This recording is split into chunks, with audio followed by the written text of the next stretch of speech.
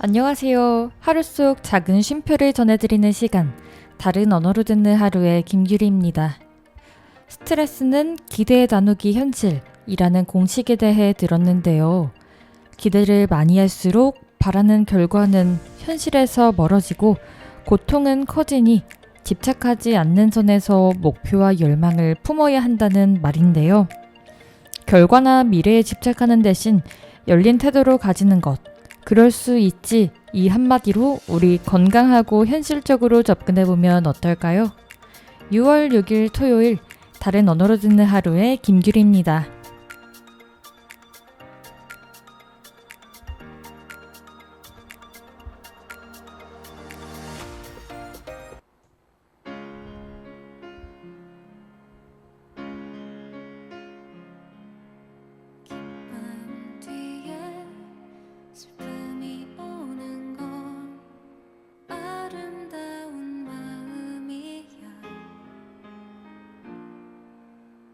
자내지 말고 품어주어라. 아주 예쁜 돌이 된단다.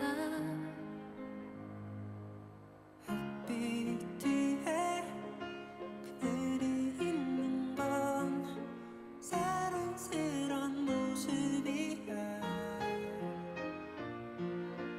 밝은 미소를 짓지 않아도 사랑할 이유가 많단다. 너의 웃음과 조화로운 너의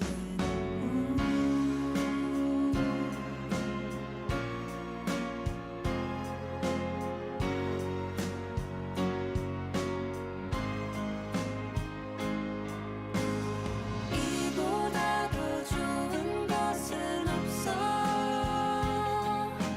흐린 날도 화창한 날도 시린 날도 이루고 나면 다 퍼즐이 될 거야.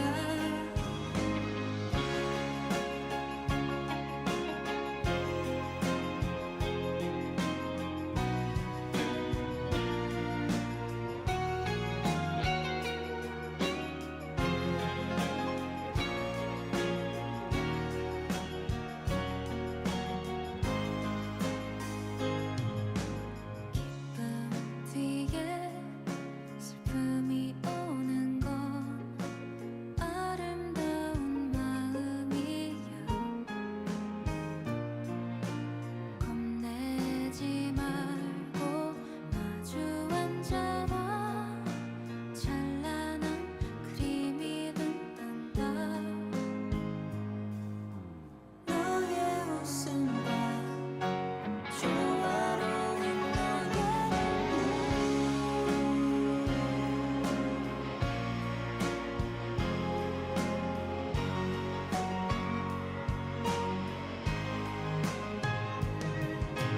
이보다 더 좋은 것은 없어. 흐린 날도 화창한 날도 시린 날도 이루고 나면 다 퍼즐이 될 거야. 이보다 더 좋은 게 어딨어. 슬프고도 외로운 밤이 찾아오지 않는 날 모든 게 애틋할 거야.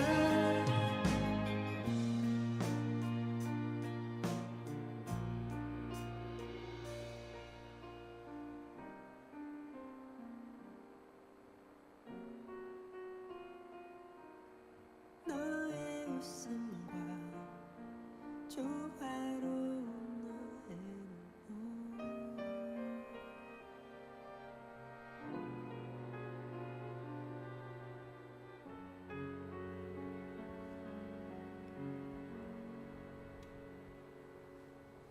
기쁨 뒤에 슬픔이 오는 건 아름다운 마음이야.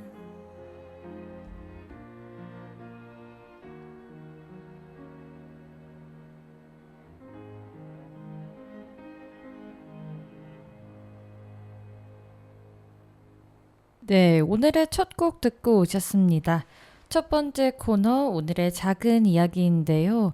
오늘은 한국일보 지평선에서 읽은 이영태 기자님의 글을 공유해 보려고 합니다.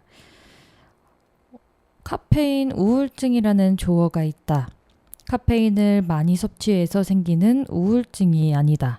카카오 스토리, 페이스북, 인스타그램 등 사회 관계망 서비스로 인한 증세란다. 특급 호텔의 망고 빙수, 해외 휴양지의 이국적인 노을, 오마카세, 식당의 고급 초밥 등으로 도배된 피드를 보며 남들은 모두 즐겁고 행복한데 자신만 힘들고 뒤처진다고 느낀다. 자신도 과시용 게시물을 올려야 한다는 스트레스 또한 심하다. 미국 목회자이자 작가 스티븐 퍼틱은 우리가 불안감으로 고통받는 이유는 나의 비하인드 씬, 무대 뒤 영상을 타인의 하이라이트 릴과 비교하기 때문이라고 한다. SNS에는 100장의 사진 중에서 고르고 고른 딱 한 장의 사진만 올리지만 본인의 실제 삶은 피곤하고 고질고질한 일상의 연속이라고 여길 수 있다. 실제 미국 아칸소대 연구팀이 18살에서 33 978명을 대상으로 6개월간 추적 관찰한 결과 SNS 과다 사용이 우울증 위험을 높이는 것으로 나타났다. 최근 샌로그라는 SNS에 Z세대가 열광하고 있다고 한다. 출시 6개월도 안 돼 이용자가 200만 명이 넘었다. 문법이 지금까지의 SNS와 전혀 다르다. 매 시간마다 알람이 울리면 2초 분량 영상을 찍어 올리는 플랫폼이다. 갑자기 들이닥치니 예쁜 척 잘난 척은 원천 차단된다. 미리 저장해 놓은 근사한 사진은 올릴 수 없다. 이용자가 1억 명이 넘는 프랑스의 비리얼도 비슷한 콘셉트이다. 하루에 딱 한 번, 매일 다른 시간에 알람이 울리면 2분 안에 촬영한 본인의 앞뒤 사진을 찍어 올린다. 이들 앱의 또 다른 특징은 불특정 다수가 아니라 직접 선택한 친구들하고만 공유할 수 있는 폐쇄형 구조다. 좋아요 숫자도 없다. 굳이 필터 보정을 하거나 해시태그를 고민할 필요도 없다. 당연히 공유하는 게시물은 밋밋하다. 도서관에서 졸고 있는 친구의 정수리, 모니터 앞에 서류뭉치, 편의점에 불어터진 컵라면, 이 지독하게 평범한 타인의 일상을 보며 비로소 안도감과 연대감을 느낀다고 한다. 그게 요즘 팍팍한 삶을 사는 청년들의 솔직한 마음인가 싶다. 네, 한국일보 지평선에서 읽은 이영태 기자님의 글 오늘 공유해봤습니다. 다음 노래 듣고 만나시죠.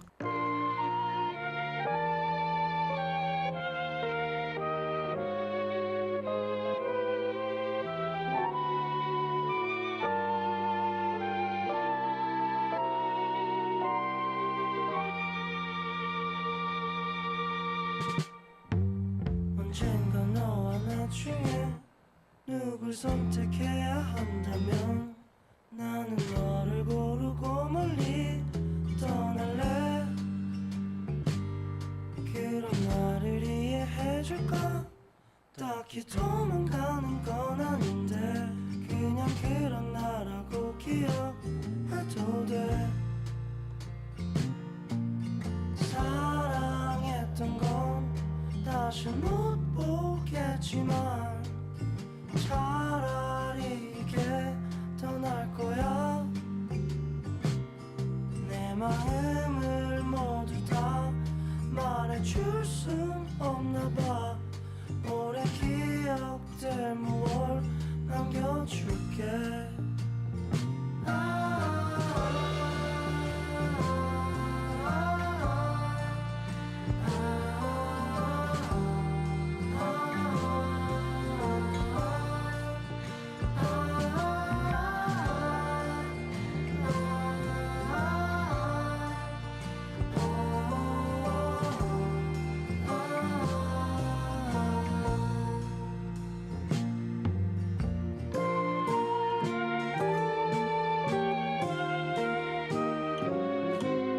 언젠가 너와 나 중에 누가 멈춰서야 한다면 나는 잡은 손을 놓고서 숨을 내.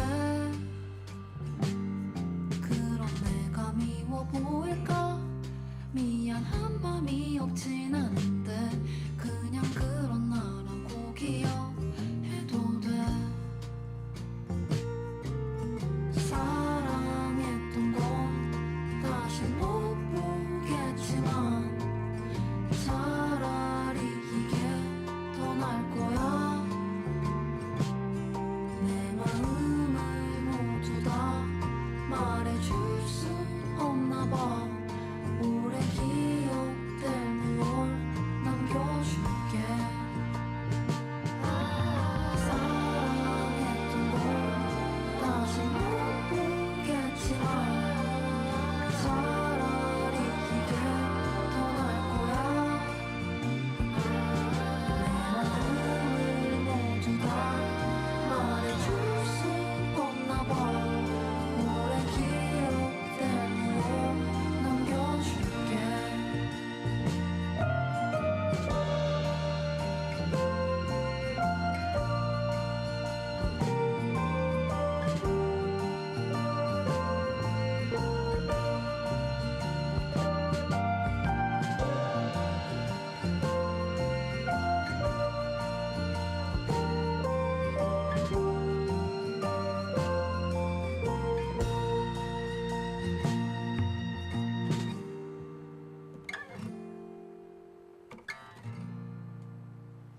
네, 오늘의 두 번째 코너에서는요, 해시태그에 대해서 이야기해 보려고 합니다. 요 며칠 동안 제가 어떤 기업에 지원을 준비하고 있는데 그 회사에서 던져준 키워드가 바로 해시태그였거든요. 무슨 아이디어로 접근을 해야 할지 고민하다가 해시태그에 대해서는 대충 의미나 사용법은 알고 있는데 정확하게 뭐 내용이 있는지 궁금해서 찾아봤다가 여러분들과 함께 나누고자 가져와 봤습니다. 해시태그가 처음 사용된 것은 1970년도라고 하네요. 트위터의 기능으로 유명해졌는데요. 트위터에서 기능을 처음으로 만든 것은 아니고 트위터 사용자들이 이제 본문에 그 해시태그를 붙이고 태그를 다는 것이 널리 퍼지면서 트위터에서 정식 기능으로 채택하게 된 것이라고 보면 될 것 같습니다. 페이스북이나 인스타그램, 최근에는 네이버 블로그나 카카오 스토리에서도 마찬가지로 그런 기능을 활용할 수 있죠. 해시태그는 인스타그램, 트위터 등 소셜 네트워크 서비스에서 사용되는 메타데이터 태그, 해시태그, 해시기호 뒤에 특정 단어를 쓰면요, 그 단어에 대한 글을 모아서 분류해서 볼 수가 있습니다. 소셜 네트워크 서비스나 마이크로 블로그 서비스에서 관련된 내용물을 묶어주는 역할을 하는 태그인데 사용자들이 관심 있는 주제의 내용물을 쉽게 찾을 수 있도록 도와줍니다. 보통 띄어쓰기 없이 단어나 문구를 쓰고 앞에 해시 기호를 붙여 넣는데요. 이 해시태그를 클릭하면 해당 해시태그가 포함된 내용물이 모두 표시됩니다.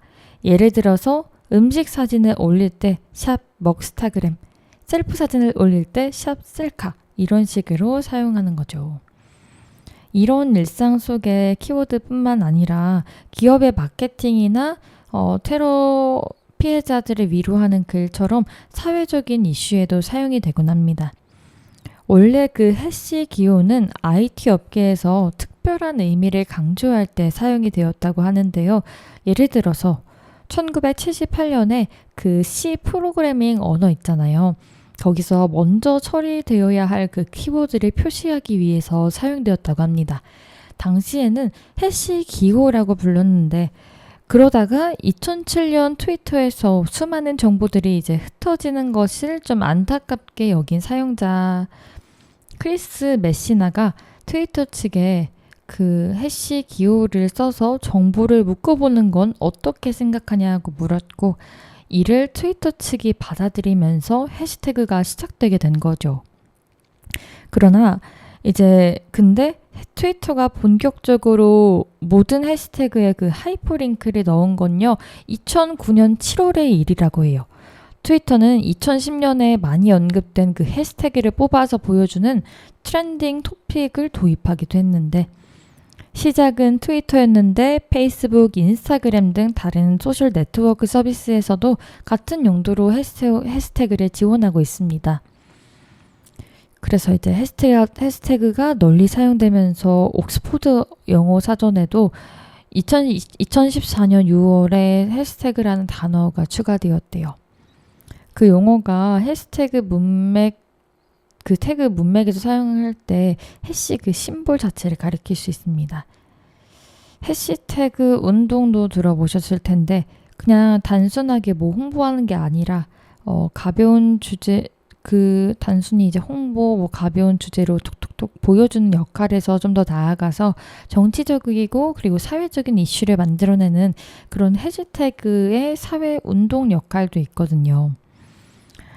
초기에는 놀이 문화로 일단 이용이 되었던 해시태그가 어쨌든 일종의 콘텐츠를 생산하는 역할을 맡았고 사회운동 역할로까지 확장되게 된 것이죠. 해시태그를 이제 중심으로 한 시민들의 뭐 용기 있는 고백이 모여서 변화의 물꼬가 딱 트이면 이게 이제 오프라인으로도 결집이 이어지면서 집단 지성으로서의 힘이 증명되고 있습니다. 언론에 의해 형성된 여론이 아니라 소셜 네트워크 서비스에 의해 시민들 스스로가 주도하는 여론이 바로 이 해시태그 운동이라고 볼 수 있습니다. 여러분을 해시태그로 표현하면은 어떤 뭐 문장 아니면은 어떤 키워드로 본인을 좀 설명할 수 있을 것 같으신가요? 저는 아직도 지금 일주일째 고민을 하고 있는데 명쾌한 해답이 나오지 않는 것 같습니다. 계속 고민하는데 당장 다음 주까진 이제 내야 되는데 이걸 어떻게 잘 적어야 할지 너무 막막해요, 요새. 아무튼 오늘 제가 알려드린 이 지식, 나름의 생활 지식 요거 바탕으로 여러분의 표현하는 해시태그가 뭔지 잠시 한번 생각해보는 그런 시간 가져보셔도 좋을 것 같습니다. 저희 다음 노래 듣고 만나시죠. 우린 작은 말로도 웃을 수 있었죠. 내일이 두려웠지만 함께여서 좋았죠. 소원했던 배웅에 한숨만 커져가고 기억 없는 기다림은 그리움이 고이지 달고 있어요. 내 곁을 떠났다는 건 그래도 어쩌겠어요. 내 맘이 그렇다는데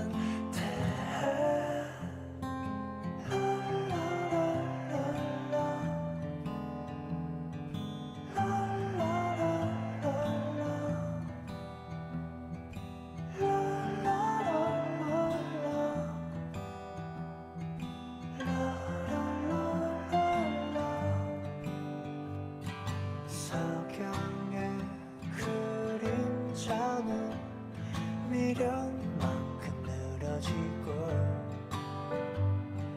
아꼈던 사랑들이 눈물 되어 흐르네.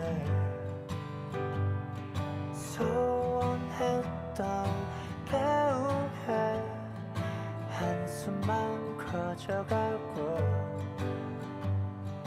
기억 없는 기다림은 그리움이 고이지 달고 있어요.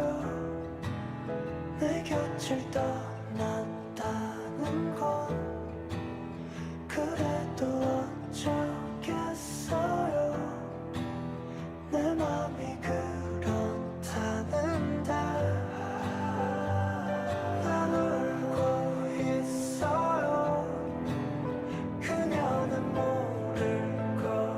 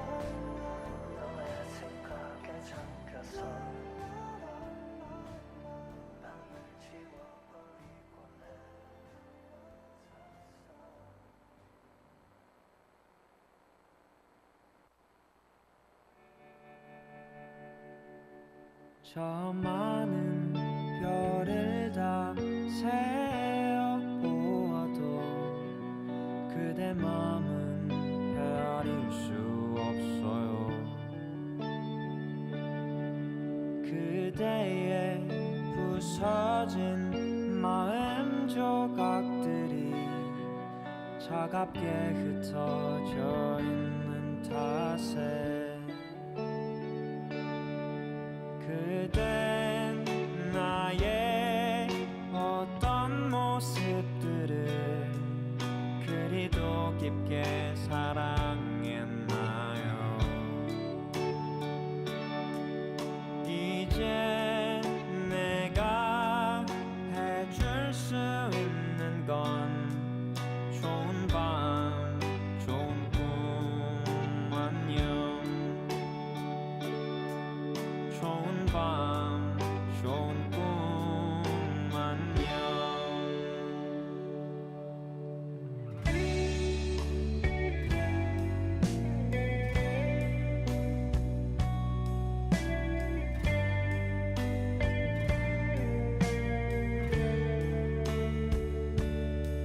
시월의 서늘한 공기 속에도 장미 향을 난 느낄 수가 있죠. 5월 어느 날에 피었던 빨갛던 밤을 기억하거든요.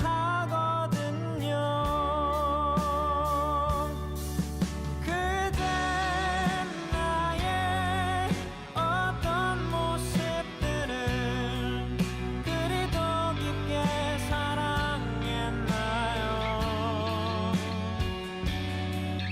이제 내가 해줄 수 있는 건 좋은 밤 좋은 꿈 안녕. 까만 밤이 다 지나고 나면 이야기는 사라질 테지만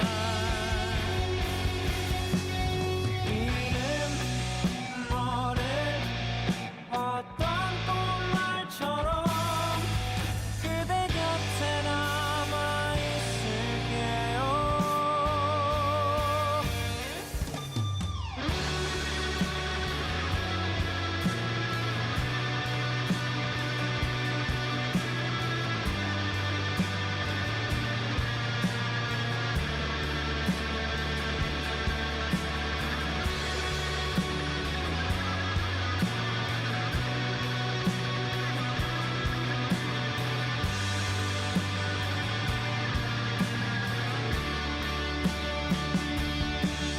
나는 그대 어떤 모습들을 그리도 깊게 사랑했었나. 이제 내가 해줄 수 있는 건 좋은 밤 좋은 꿈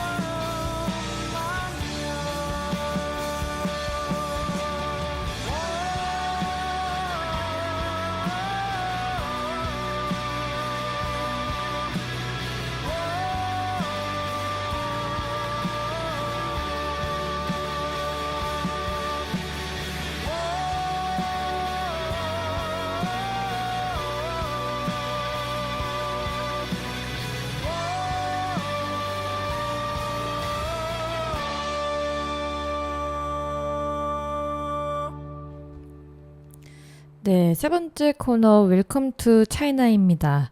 KBS 다큐 인사이트 인재전쟁2 차이나 스피드를 본 사람들의 후기가 인스타나 스레드 같은 SNS에 종종 보이는데요. KBS 다큐 인사이트는요, 인재전쟁2 2부 코리아 딜레마 편에서 흔들리는 라이선스 중심 사회와 한국 교육의 미래를 집중 조명했습니다. 인공지능 기술이 의료, 법률, 회계 등 전문직 영역까지 빠르게 침투하고 있는데요.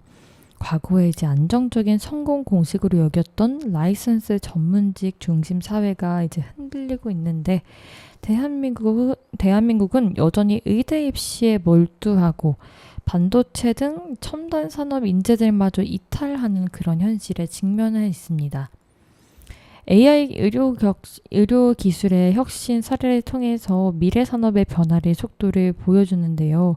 미국의 한 머신러닝 그 엔지니어 폴은 생성형 AI를 활용해서 피부암 판정을 받은 반려견의 맞춤형 백신 개발에 성공했다고 합니다. 그는 AI 기반 DNA 분석으로 얻은 암의 원인을 발견했고 대학 연구진과 협업해서 전용 백신을 제작했다고 하네요. 이후 이제 종양의 크기가 눈에 띄게 감소하면서 AI와 의료기술 결합의 가능성을 입증했습니다.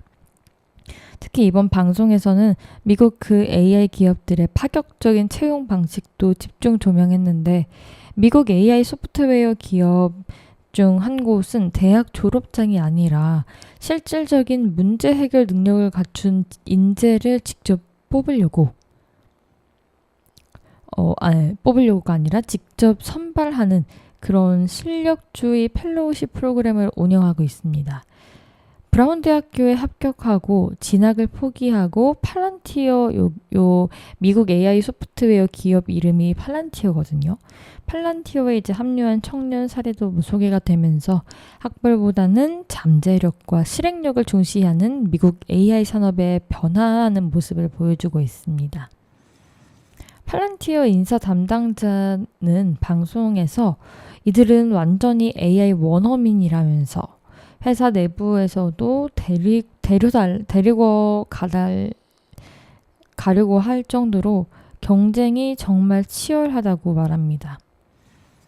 그리고 이 내용 말고도 한국 사회의 획일적인 그 입시 구조, 새로운 길을 이제 입시 구조를 벗어나서 새로운 길을 개척한 청년 창업가들의 이야기도 담아내고 있습니다.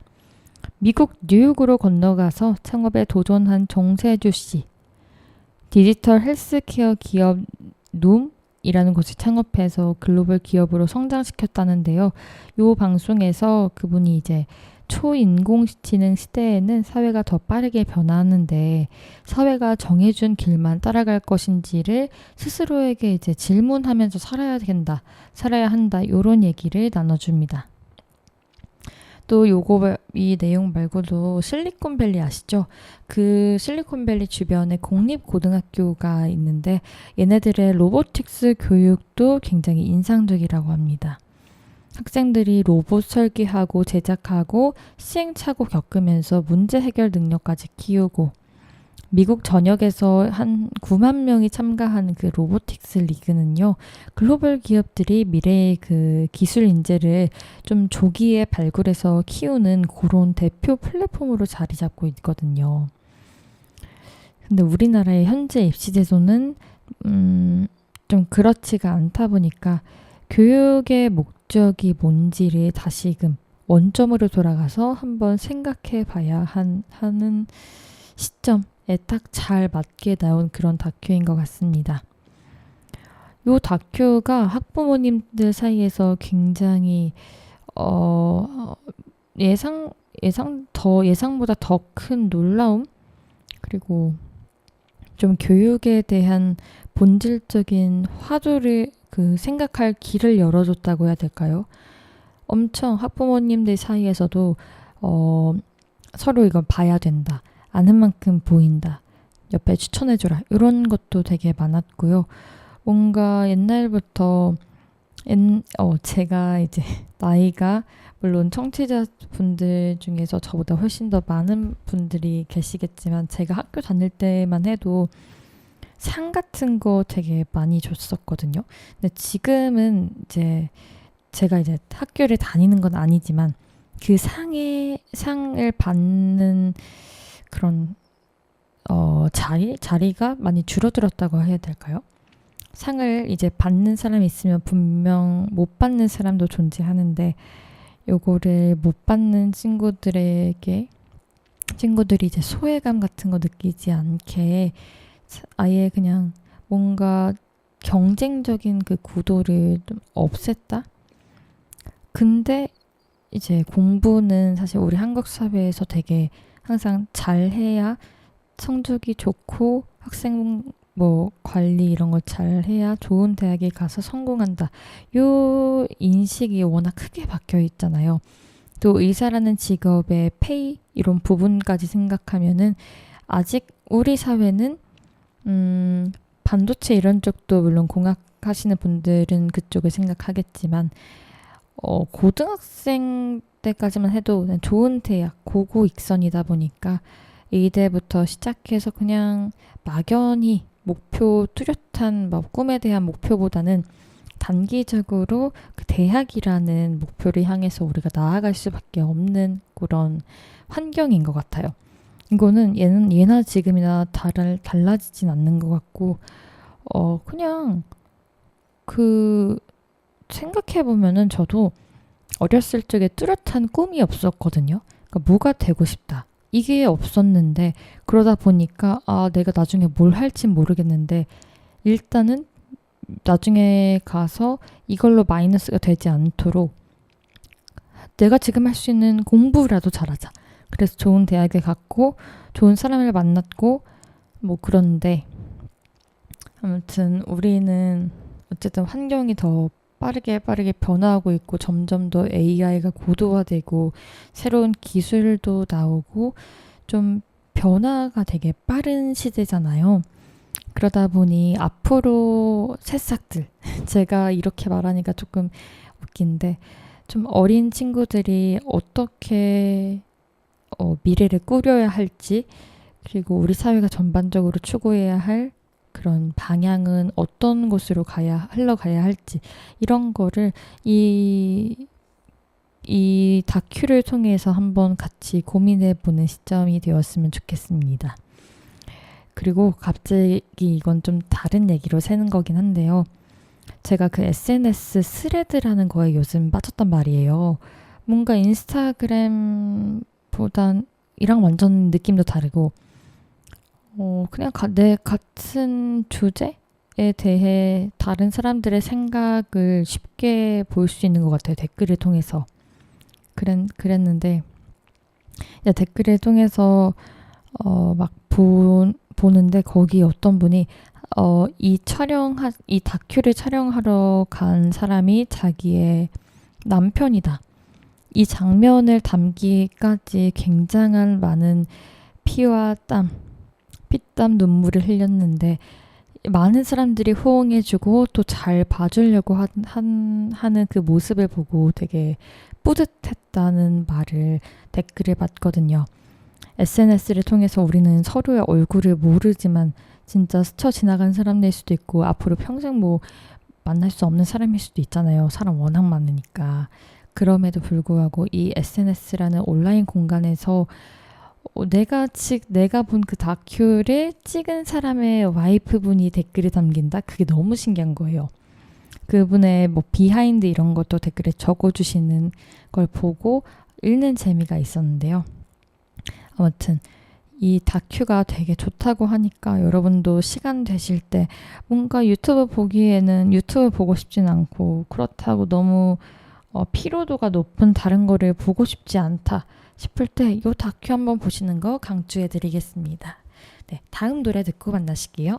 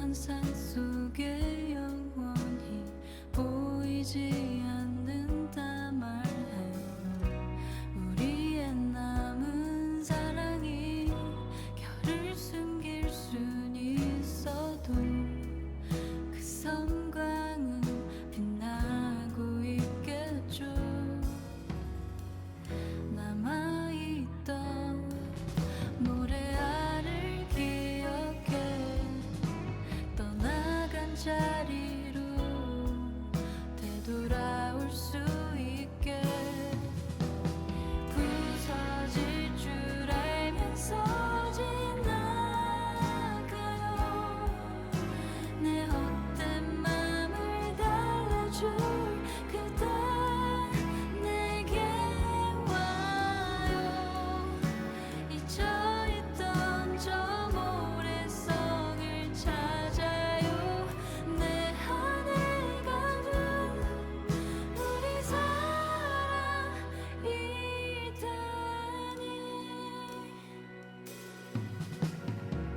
순간 속 남은 모래성은 지나간 시간을 덮고서 아득하게 살아간대요. 밀어냈던 그 단어도 애정하던 눈빛 속에 안개처럼 존재하고 있죠. 남아있던 모래알을 기억해 떠나간 자리로 되돌릴 수 있게 부서질 줄 알면서 지나가요. 내 헛된 맘을 달래줄 그대 내게 와요. 잊혀있던 저 모래성을 찾아요. 무너지면 흘러가는 대로 서두른 맘만 멀어져요. 꼭 붙어 있어요.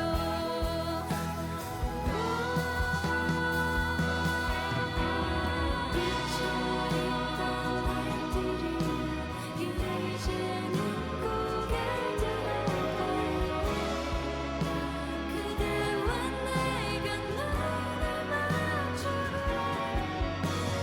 모래알을 하늘 흔들고 지친 내 맘을 세우며 그건 사랑이다니.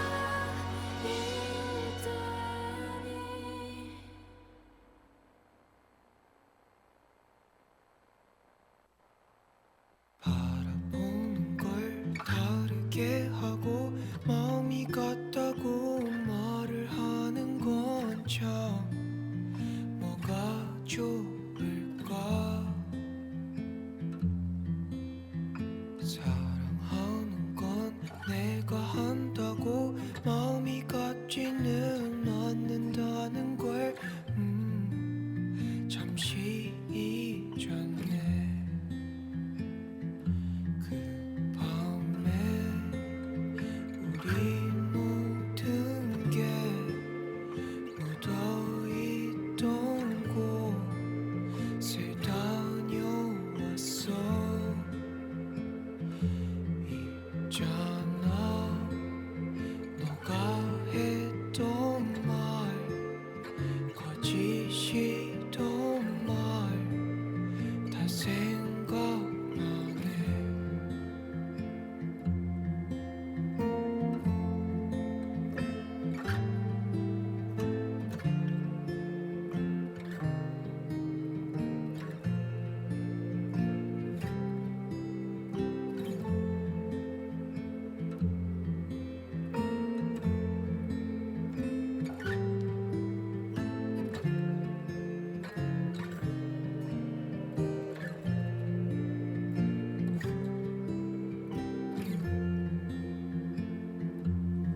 내 마음 다 여기 두고 가려 했는데 오늘은 내 마음으로 우울하게 만들어. 저기 지나 오늘 밤이 사라지는 걸 볼 때마다 우리 우울하게 되는 걸. 그 밤에 우리 모두 있던 곳을 다녀왔어. 있잖아, 너가 했던 말, 거짓이던 말 다 생각나네.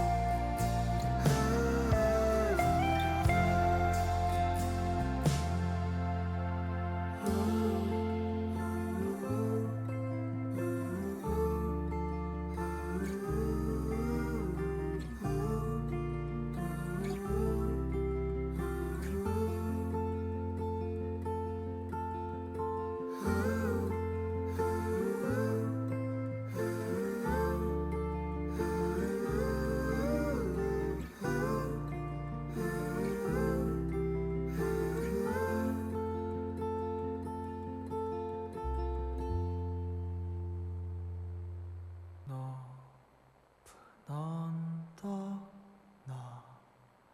나무처럼 너의 기억은 내게 쉬었다가는 편한 그늘이었어.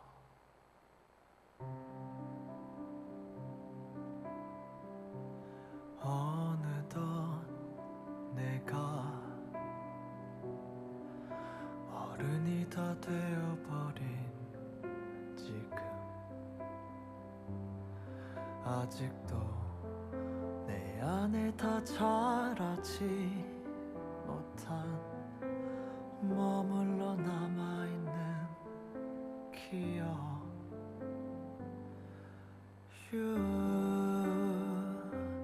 언제나 늘 같은 나의 가장자리를 떠난 적 없는 너에 대한 기억.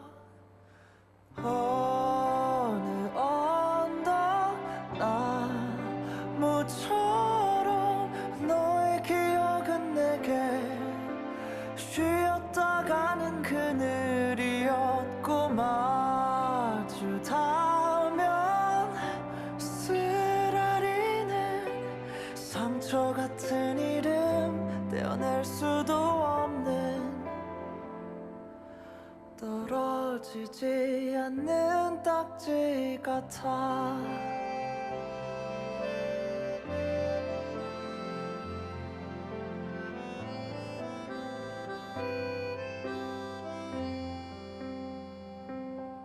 누군가 나에게 물어보면 항상 같은 대답. 내 가장 좋았던 날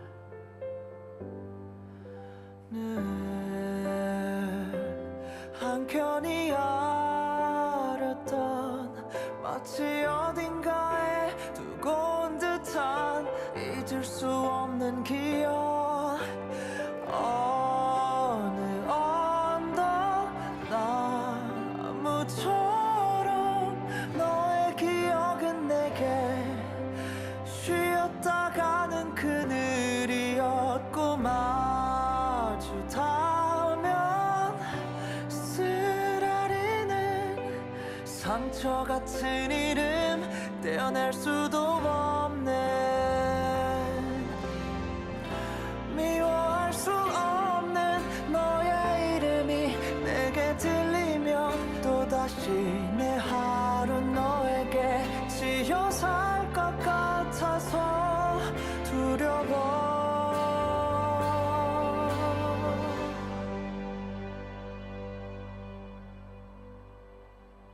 높은 언덕 홀로 있는 구름나무 같은 내게 기대고 싶어. 마주 닿으면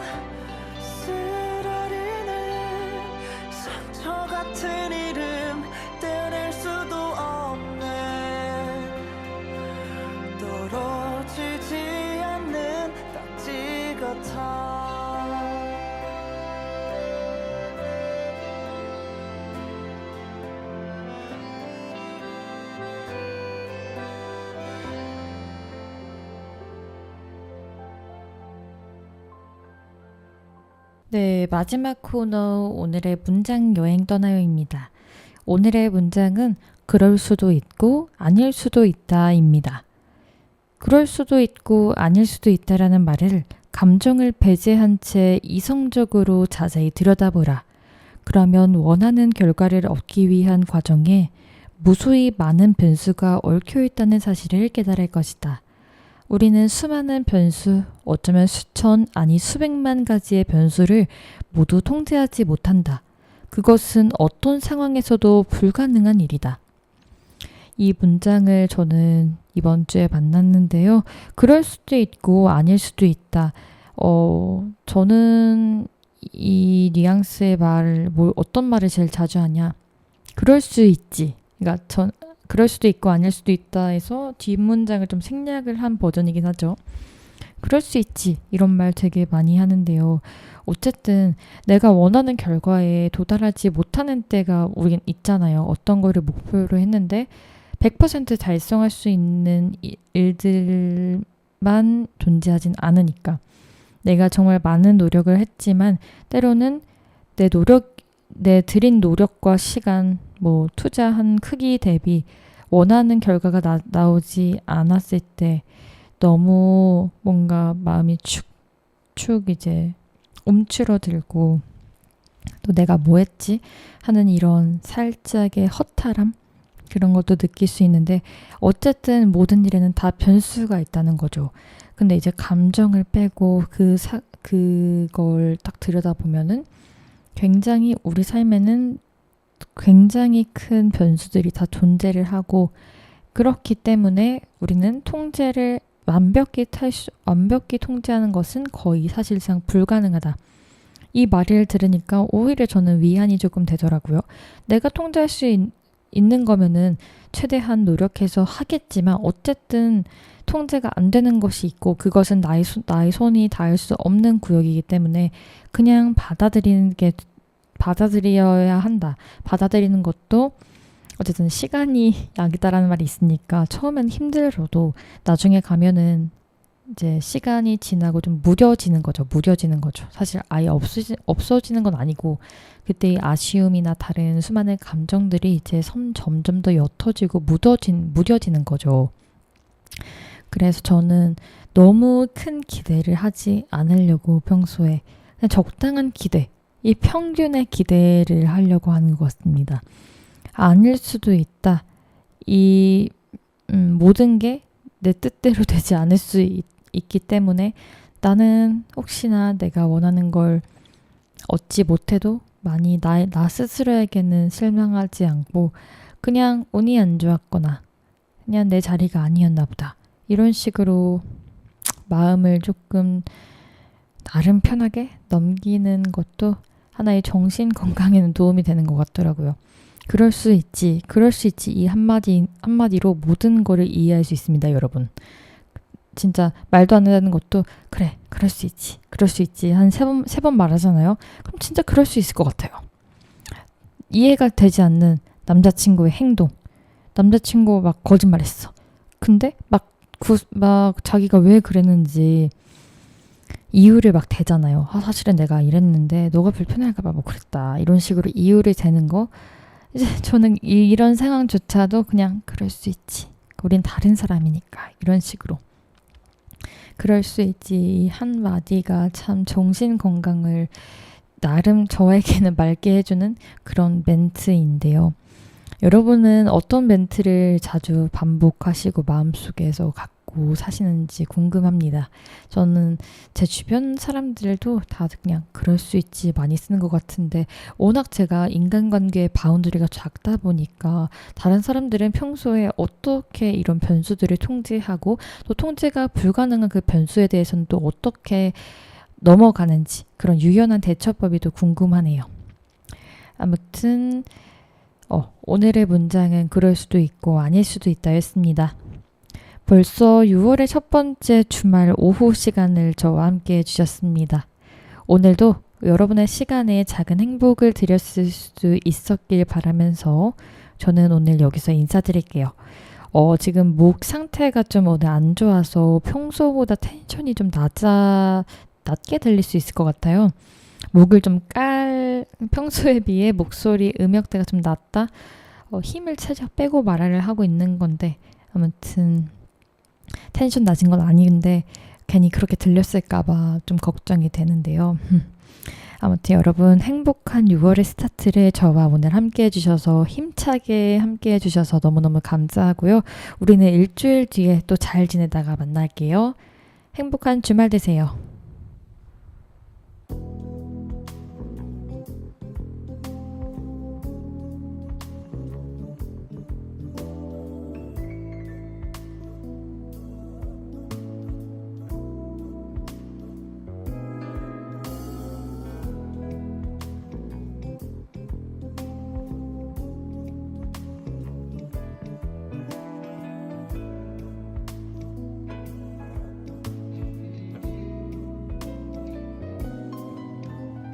그대의 듬직한 어깨 그 너머로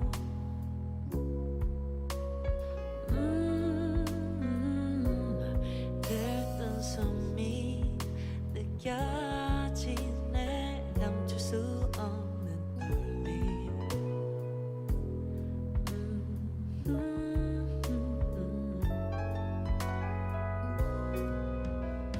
까맣게 써놓은 많은 말들 그 중에 우리의 사랑이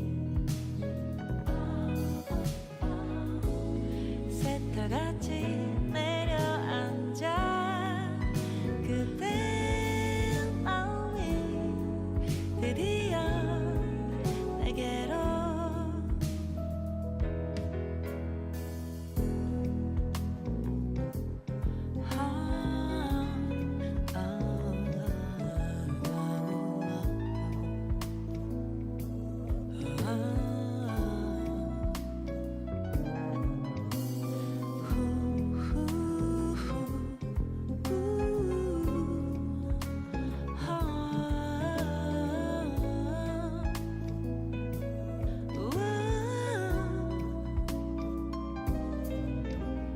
햇살이 한적한 도시 한가운데